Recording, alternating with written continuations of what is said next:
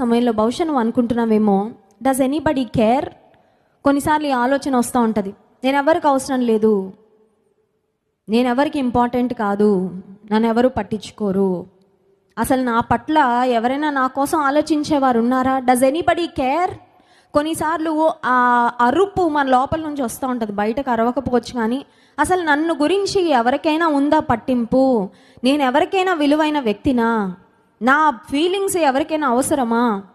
నేను ఏ పరిస్థితిలో ఉన్నానో అసలు ఎవరికైనా నేను ఒక లెక్కనా అని నువ్వు అనుకుంటుంటే, ఈ రాత్రికాల సమయంలో దేవుడు చెప్తున్నాడు, నువ్వు అడుగుతున్న డస్ ఎనీ వన్ కేర్ అనే ప్రశ్నకు దేవుడు ఇస్తున్న జవాబు, ఐ కేర్ ఫర్ యూ. హల్లెలూయా. నేను పట్టించుకుంటున్నా నిన్ను, ఎవరు పట్టించుకోవట్లేదేమో.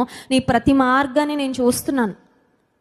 మీ మార్గములన్నింటిలో నిన్ను కాపాడుటకు ఆయన నిన్ను గూర్చి తన దూతలకు ఆజ్ఞాపించిన. అసలు మనం ఎవరం అండి దేవుడు దూతలకు ఆజ్ఞాపించడానికి?